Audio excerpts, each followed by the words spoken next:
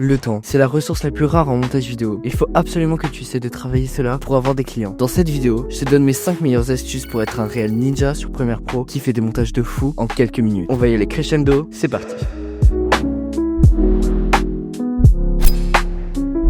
Une action que tu fais très régulièrement en montage vidéo, c'est faire des cuts, donc des coupures. Sauf que par défaut, pour faire une coupure sur Premiere Pro, il faut faire CTRL plus K. Sauf que sur un clavier, c'est hyper loin et tu vas juste perdre plein de temps. Fais CTRL Alt K pour modifier tes raccourcis et tape ajouter une coupe. Moi j'ai mis D par exemple. Essaye de découvrir toutes les actions que tu répètes régulièrement sur Premiere Pro afin de définir des raccourcis pour gagner plein de temps. J'ai fait une vidéo complète sur les raccourcis clavier, je te la laisse en haut. Cela te fait économiser maintenant que quelques millisecondes, mais avec le temps, ça va devenir plein d'heures économisées.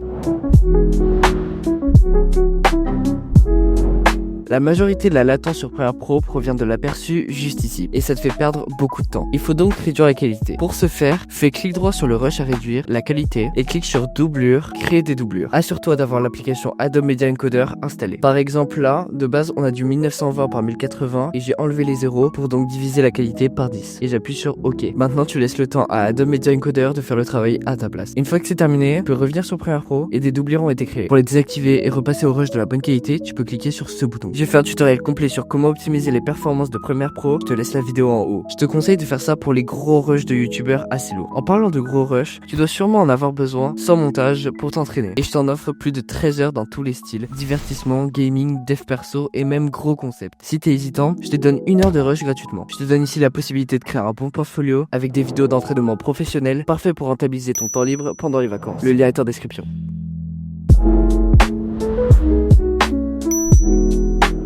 Et je néglige souvent ça dans mes projets tutoriels parce que c'est assez rapide à faire, mais l'organisation c'est la clé pour tout. Il faut que tu prennes l'habitude de nommer et trier tes fichiers correctement, que ce soit dans ton ordinateur ou sur Premiere Pro, et que ce soit un petit ou un très gros fichier, c'est ultra important. Et pour les fichiers sur Premiere Pro, tu peux potentiellement négliger les petits projets et les projets peu sérieux. Cependant, essaye en général de trier comme cela. Et fais un fichier pour tes rushs sans montage, un autre pour les b-rolls qui sont les vidéos que tu veux rajouter par-dessus ta vidéo, un autre sur les effets visuels, puis sur les musiques, ensuite sur les effets sonores et le dernier avec tes séquences. Tu peux même choisir la couleur en faisant clic droit, libellé, par exemple violet. Et comme tu peux le voir, je les ai numérotés afin qu'ils se mettent dans l'ordre.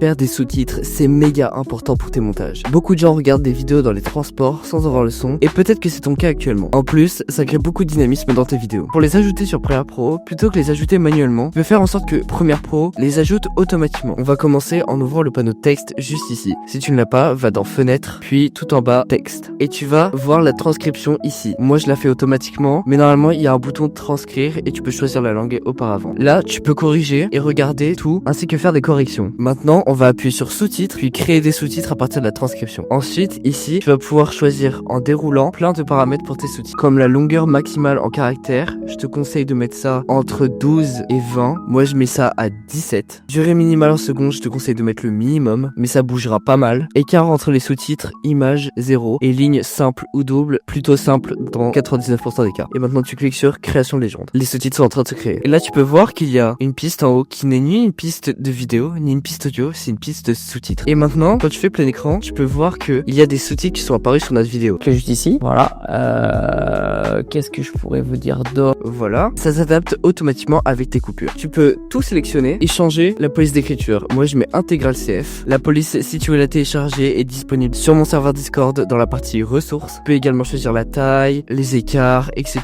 Mais également ajouter un style que tu as déjà fait. Moi, par exemple, j'en ai pas. Mais si tu veux faire des animations, il faut que tu ailles dans graphique et titre et mettre à niveau la légende vers le graphique. Là maintenant, ce sont devenus des textes. Ils sont sortis de la piste sous-titres. Tu peux maintenant créer une animation que sur un seul sous-titre en ajoutant l'effet transformation. Voilà. Moi je l'ai fait avec un preset que j'ai déjà fait. Et ensuite tu peux copier l'élément avec CTRL-C, supprimer l'effet et tu vas dézoomer, sélectionner tous tes textes et faire CTRL-ALT-V. Et là, tu vas pouvoir coller les effets que tu veux à tous tes textes. Et là, étant donné que c'est un effet transformation, on va juste sélectionner transformation. Mais le reste, ce n'est pas important. Et tu peux appuyer sur OK. Mettez une petite musique de fond, mettez une petite colorimétrie. Et voilà, maintenant, comme tu peux le voir, l'animation s'est mise sur tous les sous-titres. Cette astuce, je l'ai ignorée bien trop de temps et elle te permet vraiment d'économiser des heures et même des minutes instantanément. En fait, dans la plupart des vidéos YouTube, comme tu le sais, il y a des zooms qui permettent de créer du dynamisme, du mouvement, etc. Mais plutôt que de faire des zooms à chaque fois sur chaque morceau, comme ceci, parce que tu peux en avoir plein, des centaines, ce que tu peux faire, c'est chercher l'effet transformation, qui est un effet un peu comme celui de la trajectoire, mais juste tu peux l'ajouter en plus. Et là, tu vas mettre échelle à 100, et ensuite à 105, et tu fais clic droit, enregistrer la préconfiguration. Et là ensuite, cette préconfiguration, elle ira dans tes panneaux effets juste ici. Et donc, plutôt que de remettre les images clés à chaque fois, tu peux juste cliquer sur un effet et l'ajouter directement. Par exemple, tu peux l'appeler 100, 105, et tu peux mettre échelle si tu veux que ça s'adapte à la durée de ta vidéo, ancrage au point d'entrée si tu veux que ça s'adapte pas et que ça se colle au début, et ancrage à la sortie si tu veux que ça s'adapte pas non plus mais que ça se colle à la fin de la vidéo. Et tu peux cliquer sur OK. Et ce que je te propose, c'est que j'ai déjà fait un pack avec plus de 20 zooms que j'utilise très régulièrement avec plein de variations différentes afin de te faire économiser encore plus de temps. Le lien est disponible en description. Merci beaucoup d'avoir regardé. N'hésite pas à rejoindre mon serveur Discord en guise de cadeau pour moi parce que c'est mon anniversaire. C'est pas vrai mais c'est un bon argument. Tu vas désormais être plus rapide que la lumière comme on dit sur ton logiciel de montage. Dis-moi si t'as des idées de tutoriels en commentaire. Merci à toi. C'était Weeby. Bisous.